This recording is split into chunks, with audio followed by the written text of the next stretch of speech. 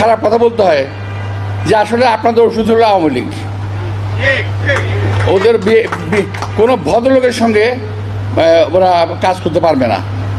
আওয়ামী লীগ একটা অভদ্র দল, এরাও একটা অসভ্যের দল এবং ধর্ম বিকৃতকারী একটা দল। এরা মওদুদিবাদে বিশ্বাস করে, এরা ইসলামে বিশ্বাস করে না। এরা মুসলমান ধর্মে বিশ্বাস করে, যদিও মুসলমানের লিবাস আছে এদের। এই সমস্ত লোকগুলোর হাত থেকে দয়া করে বেঁচে থাকবেন। এরা বাসায় বাসায় যাচ্ছে, মা বোনদেরকে একা পায় বাসায়। আমার মা বোনরা, বাংলাদেশের মা বোনরা অত্যন্ত ধর্মবিরু এবং দুর্বল, তাই না?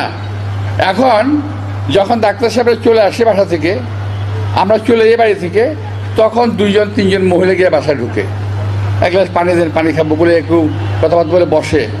তারপরে বড় করে কি জানেন, বলে যে জামাতেরকে ভোট দেওয়ার জন্য এই দিলে এটা হবে, বেহেশতে যাবেন, না দিলে আপনার ক্ষতি হবে, এই নানান রকম কথাবার্তা আমরা বলে। তারপর বলে যে আমি বল ঠিক আছে ভাই, দেখবো না আমরা। তারপর ভাই আমার বুকে একটু হাত দেন তো, বুকে হাত দিয়ে বলেন জামাতকে ভোট দেবেন। মহিলা বললো ঠিক আছে। দেখেন, আপনারা কিন্তু কোরআন শরীফে হাত দিয়ে কথা বলেছেন, আমার বুকের মধ্যে কিন্তু কোরআন শরীফ আছে।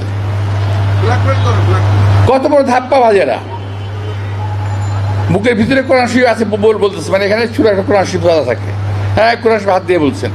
তো এই ধরনের কথাবার্তা কাজকর্ম করতেছে।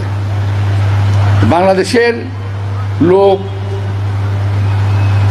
অনেক শিক্ষিত নয়, কিন্তু বাংলাদেশের লোক বোকা না, একেবারে বোকা না।